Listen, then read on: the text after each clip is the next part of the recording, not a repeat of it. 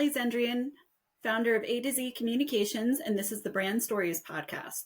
This is where we discuss everything related to branding. You're in for a real treat with this next podcast. We have Matt Halloran, co-founder of ProudMouth, on to discuss everything from how he helped to create ProudMouth's branding in 2017 to how he completed his first TED Talk, as well as his book, which all, again, part of branding. You might notice with this podcast, it starts a little differently than all the other ones, but completely on brand for Matt.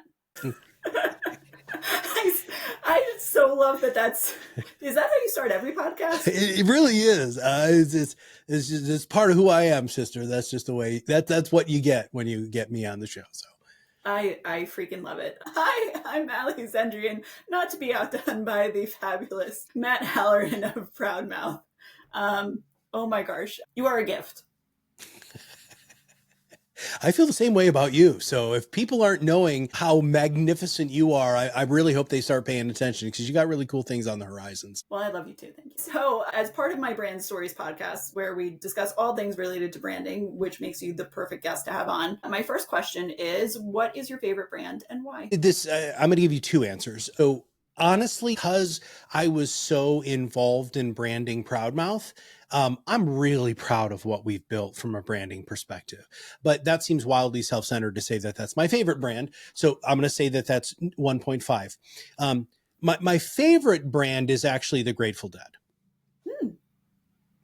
I like it. Wow. So what is it? Is it because of the experience they provide you, the level of music? What is it that attracts you to them so much? So there's an unbelievable book called How to Market Like the Grateful Dead. And it was a game-changing book for me. And I brought it to Kirk, my business partner, because what they ended up doing is they went against everything in the record industry. They gave away everything for free, right? You could record every concert. People were trading cassette tapes. That's how long ago it was cassette tapes, right? You could film it. You could do whatever, because how they made their money was the concerts. They didn't even really make that much money on album sales.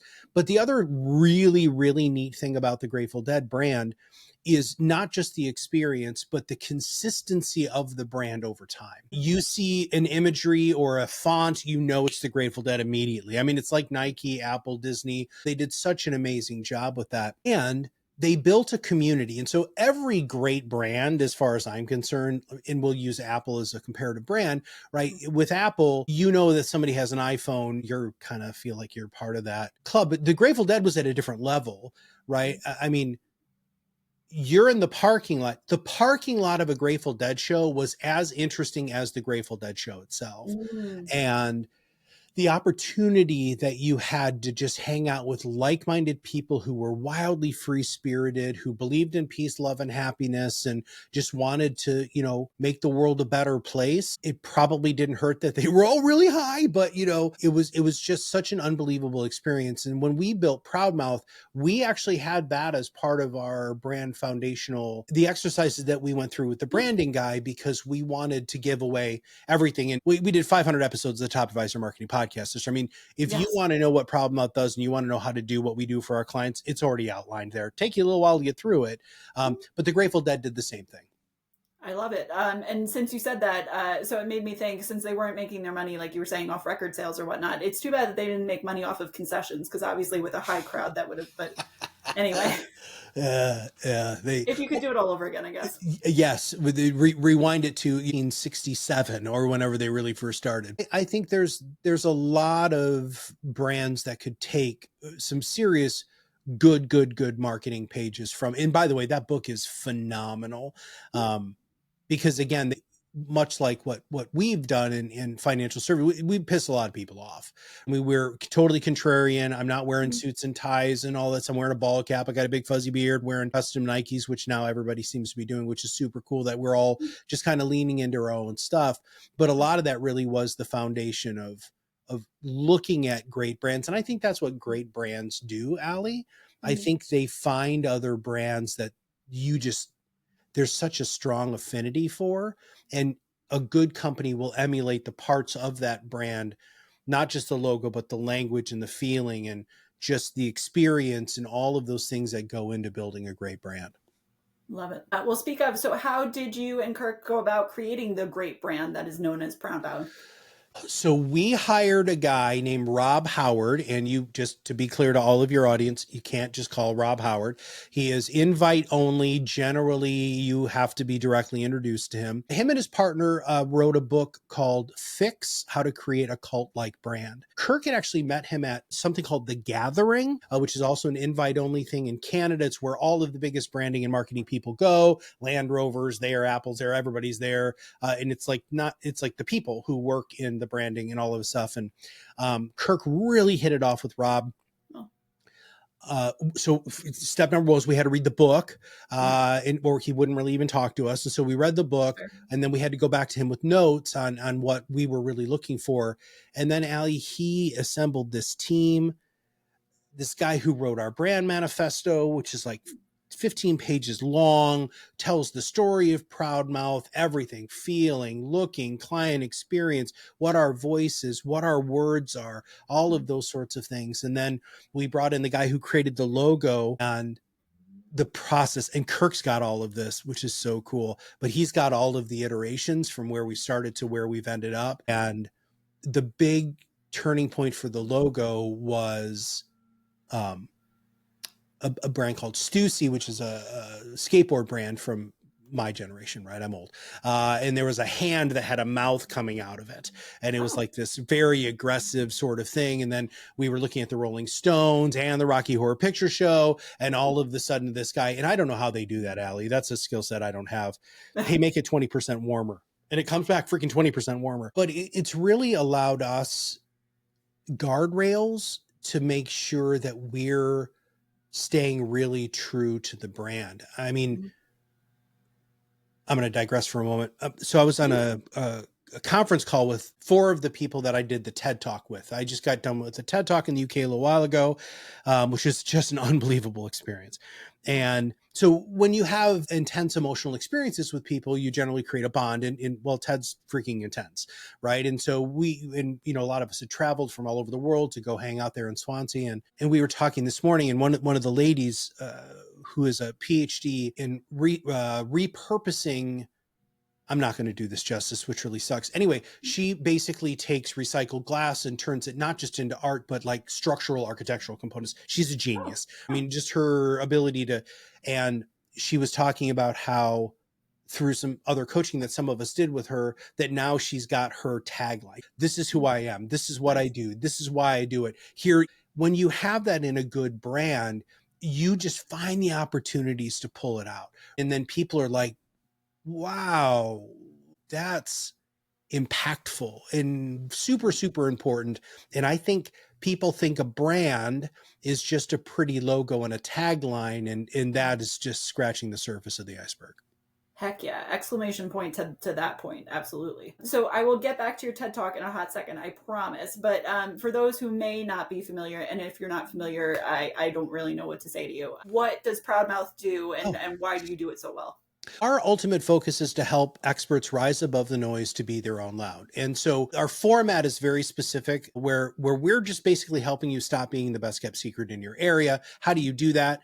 We do it through podcasting, video, social media marketing. We have a whole onboarding branding system where we're going to help you create an entire brand for your show, including value prop, language, all of those things. That's actually a newer feature of what we're doing now with our new team. We've got social media strategists that help you figure out what the content that you should be creating to talk to your ideal target market. And we really function the best within advisors, pretty much exclusively, who have niches. Okay. Right. And let me expand that. If you are an expert, right, and you sell your expertise for a living, which is what financial services professionals do, CPAs do, divorce attorneys do, CPU, me, consultants, and you're just tired of being the best kept secret around because people don't know who you are and why they should hire you. And if you have a niche focus, then we are a perfect solution for you. Love it. For anybody who hasn't done a podcast, how would you explain to them the power that it offers them and why it is such a good vehicle to get your name and your brand awareness out there, as opposed to, obviously, people can do social media ads. You can work with me, you can do whatever. But I mean, podcasting honestly is a fabulous way to grow an audience and to become a thought leader. When we first started in 2017, when we were talking with our initial advisors and initial prospective clients, I had to explain to them what podcasting was. And so I used to say it's portable radio. And people, what do you mean by that? I was like, well, it's portable and convenient radio. Instead of me having to be there at Saturday morning at 11 a.m. to listen to your show, it is all the time, always on, available. And that was just a huge shift. People are like, oh my God, that makes a lot of sense. Everybody listens to podcasts, Allie. I mean, that's just the thing. Right? And there were some crazy stats that came out. Oh, so one of the things that I'm sure that there are people who are already asking themselves this question is there are too many podcasts out there, right? And the answer, I just throw the bullshit flag on that. I'm sorry, it's not true. No. Because, and my partner just came up with this thing, and this was a study that had recently came out. 44% of podcasts have less than 3 episodes. Only 17 have more than 10 episodes. 90% of that remaining 10% don't make it past 20 episodes. And if you have 21 episodes or more, you're in the top 1%. And so here's the power of podcasting. Number one, it's you distilling your thought leadership in a long form content. But if you do it correctly, then what you're able to do is you're able to go ahead and chop it up into a whole bunch of other pieces. So full audio, full video is what we 100% recommend, because people watch more podcasts than they listen. YouTube is the number 1 podcast player, which surprises people. It's not Spotify. More people find podcasts on YouTube than they do anywhere else. The second is a friend tells them, which I think is a very powerful thing. But what it is it's always on thought leadership. And every episode you get in the can, you are that much more credible than anybody else who's not creating this content. I think Kitsis might have said this, or it was Carl Richards, I can't remember. Advisor's primary job now is being a content creator. It's not just being an advisor. And so since there's so much unbelievable misinformation out there, it is your job as a professional to get in front of that and to negate all of the really bad advice that's out there by providing really good advice. And that doesn't matter if you're a financial advisor or an estate planning attorney or a CPA or a business consultant, a branding consultant, a PR agent, whatever. If you sell your expertise, there's a lot of people out there saying stupid stuff. And as a professional, it's my job to do what I can to combat that. And that's one of the other big powers of podcasting. Agreed. So for those who might say to themselves, there's got to be like an app, or I can give it to my kid and they can figure it out, whatever it is. Why do I really have to pay somebody to do a podcast for me? How would you, I presume, throw down the BS flag on that one too? Well, I mean, you can absolutely flip and do it. I mean, you can. In fact, we have an entire academy that'll teach you how to do everything you could ever want to know about how to start a podcast. It's just, you have to ask your question, is it a good use of your time? If you have a whole bunch of time and you love the techie stuff, great, go for it. It's really not rocket science. It's just time consuming. I mean, just in order to do your post-production and then create all of the assets surrounding the post-production, promoting your show, it really is a lot of work. And a lot of people go into it too without a plan, which is why so many people fail, Allie. Before you ever hit record with us, you know what your next 12 episodes are going to be. Because we know that there's these humps. I know that if I can get you past 12 episodes, the probability of you doing 100 is exponentially greater. But you can totally do it on your own. I mean, Riverside.fm, which is where we're recording today, is a magnificent tool. Not great in post-production, but is a magnificent tool, because when we get done with this podcast, it's going to say, hey, Allie, here's 5 clips. Perfect. It'll give you the transcript, which some of you need to submit for compliance or to help write a blog post or your social media and that sort of stuff. And so you can totally do it yourself. As a person who did, so when Kirk and I started the company, I did all the interviews, I did all the post-production. Wow. And I'm very, very good at it. In fact, just not to brag, but I've been doing this so long that we actually used a razor blade and Scotch tape with actual tapes. That's how I started learning how to edit in high school. Because we had a reel-to-reel. It was horrible. It was horrible. But now it's the same thing with the computer. I'm just literally cutting it and taping it back together. But the other thing that you really want to keep in mind too is you can be saying the smartest stuff in the whole wide world, but if you sound like shit, nobody's going to listen. If you look like shit, nobody's going to listen. And so it is a show, and it's important to keep that in mind, that we have the perfect content formula: storytelling, education, entertainment, call to action. You need to have those entertainment components, that, educational component, and making sure that you're telling good stories. If you do that, then people are going to listen.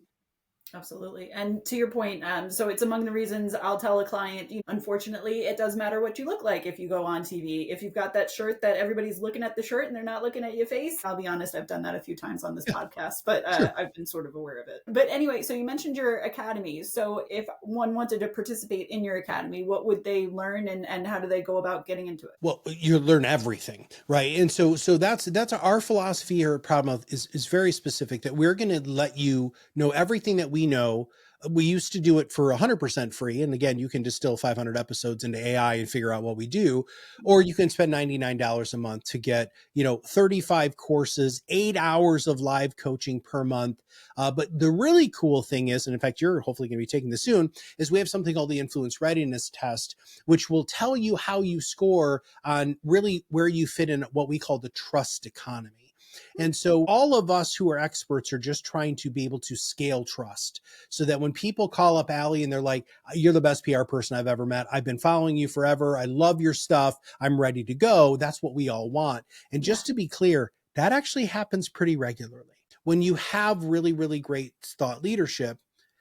But the problem is, if you don't know where you sit on our influence continuum and you don't know where your gaps are, a lot of us are just throwing stuff up against the wall. We build you a tailored plan from the influence readiness test to make it so that you'll know exactly what your gaps are and how to solve them. And all of that is only $100 a month. You can give it to your assistant, who, by the way, a lot of you are like, hey, I need you to do marketing. And your assistant's like, okay, I don't know how to market, but so we actually can teach them how to do it. If you're a solo expert and you just want to really know what the best practices are, we walk you through everything.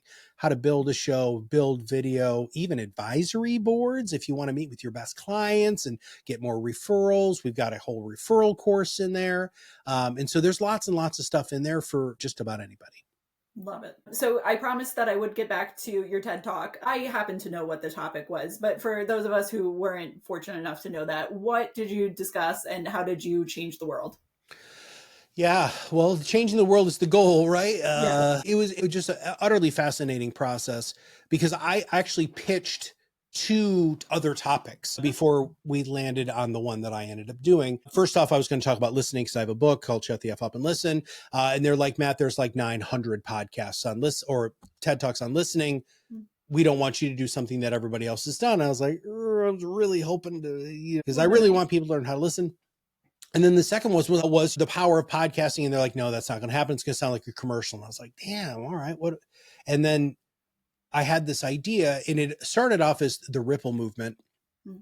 And then it became Hope, which is help one person every day. Starting at the top of the show, I talked about my favorite brand being the Grateful Dead. I have not lost that. So I am a absolute peace, love, and happiness. I tell everybody I love them because I actually do. I hug random people who need it. And I try to do whatever I can to be kind in every situation. In fact, by the way, that's one of the core value at ProudMouth is kindness. And so all of this stuff is really starting to work together. But there are 3 types of hope. You can say something, you can do something, or you can just be present. My TED Talk's very simple, very clean. It's about 12-ish minutes, and hopefully will be coming out in August is what we're hoping for. But yeah, fingers crossed, sister. But the whole experience was phenomenal. In fact, when we were having the conference call today, some of us were we were all in agreement, like, why were we there? So there was one guy who ran 2 Antarctic marathons, which I guess is a thing. I didn't know that was a thing. Another guy who rowed a boat across the Pacific Ocean, a woman who overcame anorexia nervosa, a TV reality star. I mean, it was like all of this stuff. And we're all just like, hey, I'm just this guy from Kalamazoo, Michigan who wants to talk about loving people. It was an unbelievable experience. It was like almost like a bucket list thing for me, Allie, and something I really wanted to do. I wanted to do it so that if I ever have grandchildren or people might maybe just think that their crazy Uncle Matt or Grandpa Matt was somebody who really wanted to make the world a better place. And I do firmly believe that if everybody just chooses one of those 3 types of hope every day, that we can fundamentally change the world.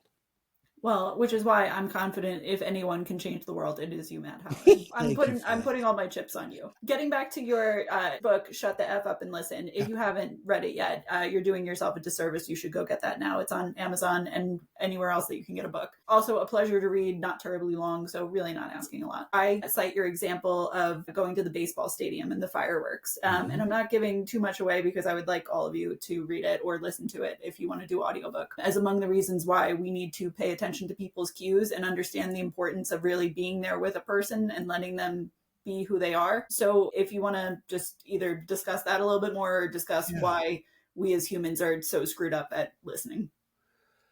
I think everybody talks at people. And I think part of it is that I think people are lonely. And I'm not talking about the male loneliness epidemic that everybody's talking about right now. That is a part of it, which is mostly self-created. But I think people just feel disconnected. And so, and that's a massive passion project of mine. I'm always looking for ways to make a connection. And in that story, which by the way was in the TED Talk too, was that we had tried everything with this kid and nothing worked. He just needed to have somebody who was going to be there, that was safe, that would allow him to experience something he never experienced before. We all have those opportunities all the time. And we just walk by, or we choose not to. Or I was at the credit union today. I had to move some money around because Lord knows that's just the way my life is right now. And this guy was trying to get into the building in a walker, and nobody was helping him. And I'm like, well, I gave up my spot in line, walked out, opened the door for the guy. And here's the thing, he didn't even say thank you. That's fine, because not to be a jerk, I didn't do it for him. It's because I did something nice for somebody, because nice is what you're supposed to do, right? I don't need his accolades. I didn't need anybody else saying, wow, that was a really nice thing to do, because that's that ripple. That's one person doing something kind for somebody else. And that story specifically about the ballpark was so impactful, not just for him, but for me, because I had such a major epiphany that a lot of times what somebody needs is for you to shut the F up and just be present, to just be there. It's an open vessel with no judgments, no agendas, and just truly try to be present for somebody. And I think listening is the key, because it's a discipline that is very other centered. And I think we're just so damn self-centered, Allie, that when you learn truly how to listen, you just realize that, one, you don't know shit about anything. And secondly, that anybody can just change your life with just a few words. Yeah. And I feel like that's a very powerful piece of advice, especially for financial advisors, because there are times that you need someone to say, you're about to get divorced. This is what you have to do. This is the order that you need to do it. This is who you have to contact. And then there are other times that you just need somebody to say, you know what? I am just freaking overwhelmed. I'm about to get divorced and I am a mess. And hopefully that's okay too. But that's also a skill. It's not a normal thing for a financial advisor to do necessarily. Well, no, they're problem solvers, right? And so they think that everybody's coming to them to solve all of their problems. And so as a recovering therapist, motivational interviewing in the stages of change model were things that we really studied great depth. And what I found in sales and in my professional life is, you know, the answer to your problem, man. You just might need somebody to just listen so that you can hear yourself process. In fact, one of the best pieces of marriage advice I ever got was, ask your wife if she just needs to talk about it, or if she wants you to solve the problem. And I'm telling you, that has stopped arguments, misunderstandings, unclear expectations. And I'll say that to my wife. She'll get into something. Now, because we've been together so long, she's like, nope, just want you to listen. Hey, listen, that's so wonderful for me, because I just get to sit back and I talk about this a lot in the book, but I am actively trying to absorb every word, every facial expression, every nonverbal that she's having, because she feels that, people feel that connection, Allie. When you're making real eye contact and you're leaning in and you are really, truly, authentically listening, not active listening, engaged listening, everything changes. All of your relationships, your kids, your spouse, your friends, your coworkers, it's unbelievable what happens. Absolutely. I feel bad. I wish that I could have you on for like 5 more hours because we could really help save the world. So if you ever want to come back, let's do that. But Sure. for anybody who's listening to this and says, you know what, either I need to do a podcast, or B, let's be honest, my brand stinks. I got to do something about it. What would your advice to them be? I mean, I'd probably have them talk to you also, right? Because I think that your brand work and how you work, your brain works in that creative level, but also a practical level is very, very powerful. If you can't afford, Hallie, we actually have a whole section in the PodRocket Influence Academy. It's all on branding. There's actually 3 courses in there. One of them is the Brand Basics. It's a 101 level course, and it just gets your mind primed to ask the right questions. And I think it's a super cheap resource. If it's the same sort of thing, but if you just want to chat, like if you want somebody to take a look at your stuff and give you an opinion based off of 10,000 podcast episodes and over 150,000 social media posts that we've done here at ProudMouth, I'll just give you the link. They can schedule time on my calendar. It's a free strategy session. It is not a sales call. I do want to preface, and I say this on every one of these. Okay, you came to this call looking for advice for strategy. I'm probably going to tell you things that might sting a little bit, but listen, nobody else is doing this, obviously, because you're making these mistakes. Yeah. So do not set time on my calendar unless you really want an authentic viewpoint on the content creation that you're doing in any way, shape, or form. And I'm just going to take a page from something I learned from you. Podcasting and branding, social media content, all of that stuff is really, really important. But if you don't have a strategy to get your voice out to much greater audiences, that's when you really need PR. So when you're looking at the power of PR, which, by the way, I built the majority of my career on the principles that I've learned from you, Allie, from other friends of mine in PR, there's so many powerful things that you need. So that needs to be part of your budget. That needs to be part of your branding. That needs to be part of your awareness campaigns, because a couple of well-placed interviews that you can repurpose can change everything for you and your business. That was very kind of you to say. Thank you for all that. I don't know if you saw me shrinking back a little bit, but the fact that you have learned something from me, I may as well just go now, except that both of my children need me and I can't do that. But thank you. I really appreciate that. But just to dispel something that you had said, and I think that you know this too, my feeling is, yes, a lot of PR is very expensive. You can hear these retainers and you're like, in my wildest dreams, that will never, ever happen. And so then what am I supposed to do about it? If you do enough of your research, you will find the people who will work with you at different kinds of rates or make exchanges or whatnot and make it work for you. So if that is what you're looking for, please do that. But anyway, Matt, you are fabulous, and please keep doing your great work changing the world. Thanks.